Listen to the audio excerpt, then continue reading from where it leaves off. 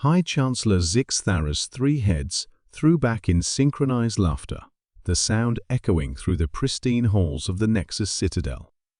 Around the circular council chamber, representatives from 47 star nations joined in the mirth, their various forms of amusement creating a cacophony that would have been musical if it weren't so condescending.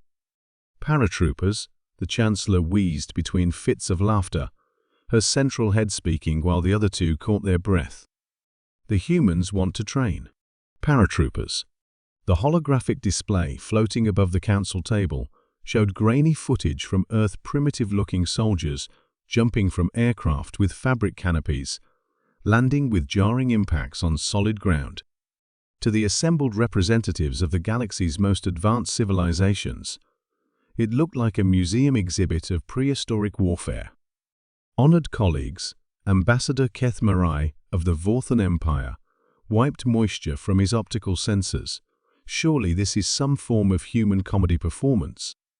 They cannot seriously propose such archaic methods for modern warfare.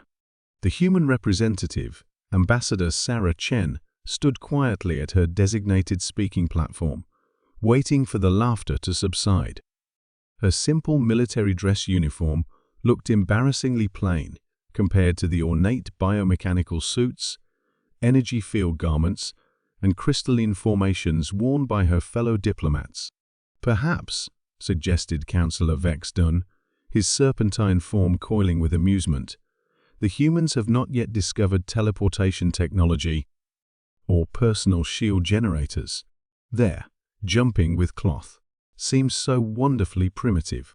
Ambassador Chen cleared her throat, finally drawing the attention of the still chuckling assembly. Honored Council, if I may address your concerns about our proposed Special Operations Training Exchange program, by all means. Chancellor Zixthara gestured magnanimously with one of her dozen arms. Please, enlighten us about this. Paratrooper concept. The basic principle, Chen began, activating her own holographic display, is rapid deployment of personnel behind enemy lines using gravitational insertion rather than technological teleportation.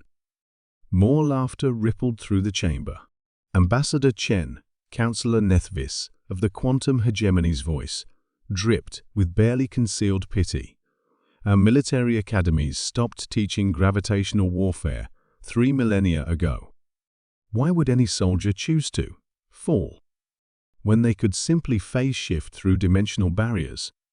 Because, Chen replied calmly, falling doesn't require technology that can be jammed, disabled, or detected. The laughter began to die down as some of the more tactically minded representatives started to pay attention. Additionally, Chen continued, our paratroopers are trained to operate with minimal equipment, survive in hostile environments, and adapt to unexpected situations. They don't rely on technological superiority, they rely on ingenuity. Quaint, muttered Ambassador Cruelthek of the machine worlds, but utterly impractical in an age of energy shields and automated defense systems. I see, Chen nodded thoughtfully. So you would say that the Nexus Citadel, for instance, is absolutely impregnable to such primitive tactics. The question hung in the air like a challenge.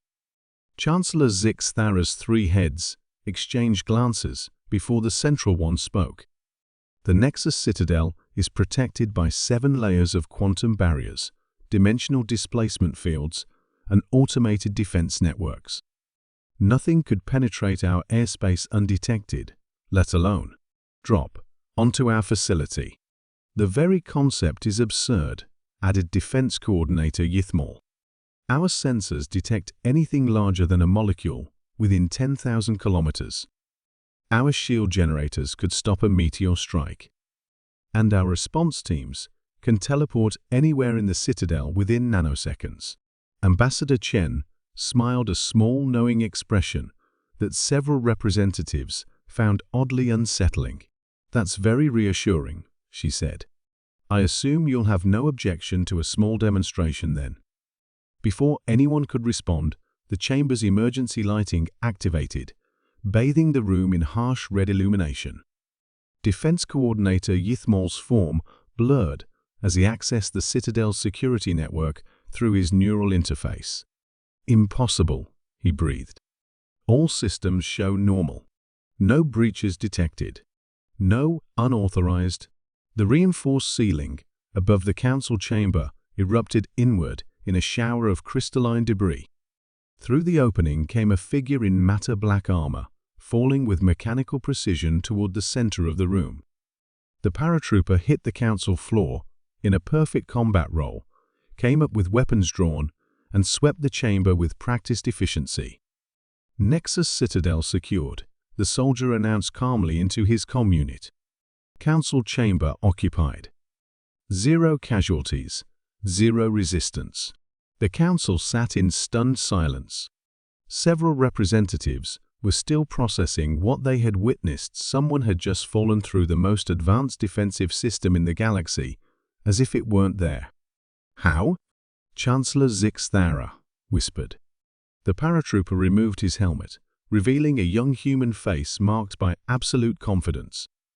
"Staff Sergeant Martinez, 82 and Airborne Division." He introduced himself with military formality. "I jumped from a transport 30 kilometers above your facility." 30 kilometers? Defense Coordinator Yithmal's voice cracked. "Our sensors would have detected anything that large instantly." "You detected it," Martinez confirmed. "Your computers logged it as space debris ice crystal formation. Turns out when you coat a human in ablative materials and have them maintain a tumbling trajectory, your sensors classify them as a natural phenomenon." "But the shields," protested Councillor Vexdun. 7 layers of quantum barriers." "Yeah," Martinez nodded. "Turns out they're designed to stop energy weapons and massive objects. A single person in a specialized suit passes right through at the molecular level. Your shields were looking for invasions, not one guy with good timing." Ambassador Chen watched the council's expressions with professional satisfaction. "Sergeant Martinez has been falling for the past 43 minutes, using nothing more than gravitational physics and creative camouflage. No technology to jam, no signals to intercept, no energy signatures to detect." The dimensional displacement field's defense coordinator Yithmal began desperately. "Only activate when they detect incoming threats," Martinez finished. "A tumbling human reads as background cosmic radiation until the last few hundred meters. By then, it's too late to coordinate a response." Chancellor Zix Thara's 3 heads stared at the human soldier standing casually in the center of their supposedly impregnable council chamber. "You, through 7 layers of the galaxy's most advanced defenses." "Yes, ma'am. Though to be fair, the armor did most of the work. I just had to not panic during the 40-minute freefall." 40 minutes of falling, Councillor Nethvis repeated numbly. "Without technology, without backup, trusting only in, what did you call it? Gravitational physics. And training," Martinez added. "Lots of training." Ambassador Chen stepped forward, her voice carrying across the silent chamber. "Honored Council, this is why humanity requests inclusion in the Galactic Defense Initiative. Not because our technology is superior, it's not, but because sometimes the most advanced solution isn't the right solution." She gestured to Martinez, who had managed to appear in their most secure facility using equipment that would have been familiar to soldiers from centuries past. "Your defenses are designed to stop gods," Chen continued. "But they're helpless against a well-trained human who's willing to fall out of the sky." The silence stretched on as the implications sank in. Every defense system in the galaxy was built on the assumption that threats would use the most advanced technology available.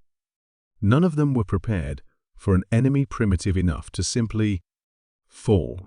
"Motion to approve the Human Special Operations Training Exchange Program," Chancellor Zix Thara said quietly. "Seconded," came from a dozen voices simultaneously. As the formal vote proceeded, Sergeant Martinez politely requested directions to the nearest exit. He had, after all, completed his mission. The Galactic Council would never laugh at human paratroopers again.